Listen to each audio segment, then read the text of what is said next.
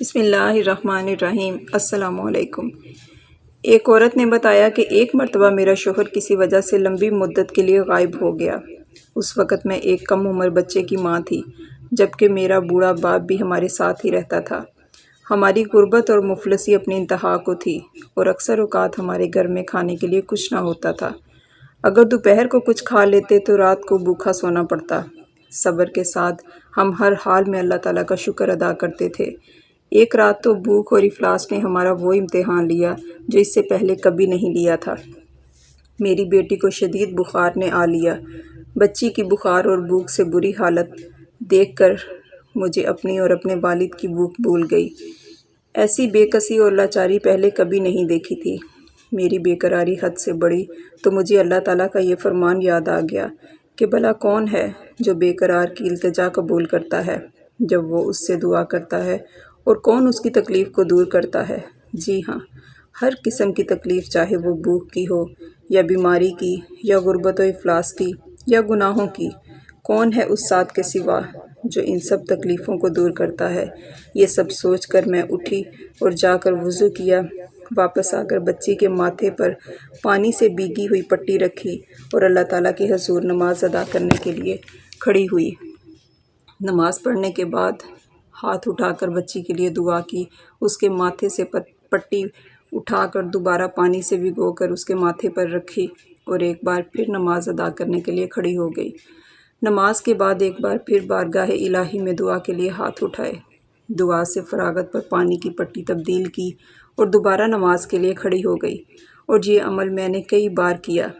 جب میں یہ سب کچھ بار بار دہراتی تو اسی دوران دروازے پر دستک ہوئی۔ اس حیرت کے ساتھ کہ بھلا رات کے اس پہر کون ہو سکتا ہے؟ میرے والد نے پوچھا، کون ہے؟ تو جواب آیا، میں ڈاکٹر ہوں۔ میں اور میرے والد ایک دوسرے کو حیرت سے دیکھ رہے تھے کہ اس کو کس نے بلایا ہے۔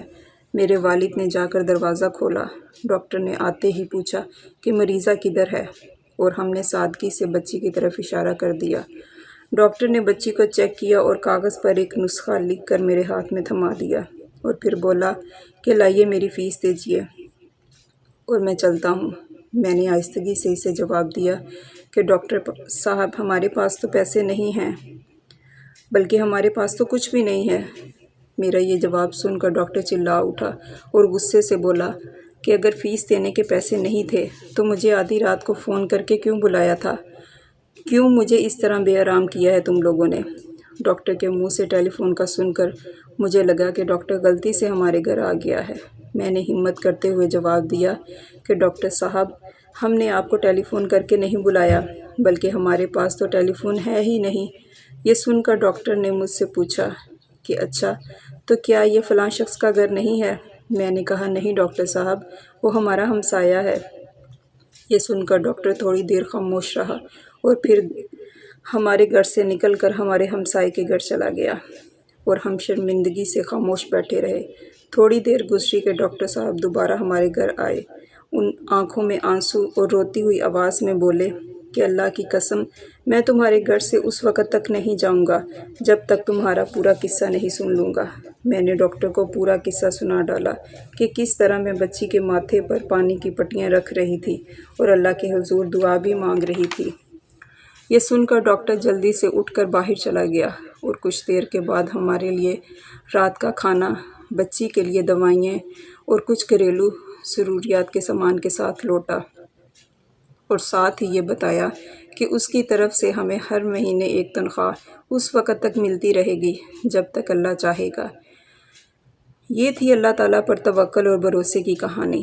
ہم جانتے ہیں کہ اللہ تعالیٰ ہماری جنم دینے والی ماؤں سے بھی زیادہ پیار اور محبت کرتا ہے، اور پھر وہ ہمیں کیسے ہماری کوئی بات رد کر سکتا ہے؟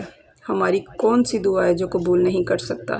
بس کمی صرف ہم میں ہی کمی اور کوتاہی ہے کہ ہمیں اس پاک ذات سے اس طرح مانگنا ہی نہیں آتا جس طرح اس سے مانگنے کا حق ہے۔ اللہ تعالیٰ مجھ گناہ گار سمیت ہم تمام مسلمانوں کو اپنی ذات پر مکمل اعتماد اور ایمان رکھتے ہوئے ہر مصیبت، امتحان، آزمائش اور پریشانی پر صرف اپنا محتاج کرے، اور تاحیات صراط مستقیم پر چلنے کی کامل توفیق عطا فرمائے۔ وقت نزاع کلمہ توحید و رسالت نصیب فرمائے۔ آمین یا رب العالمین۔ یہ زمین جب نہ تھی، یہ جہاں جب نہ تھا،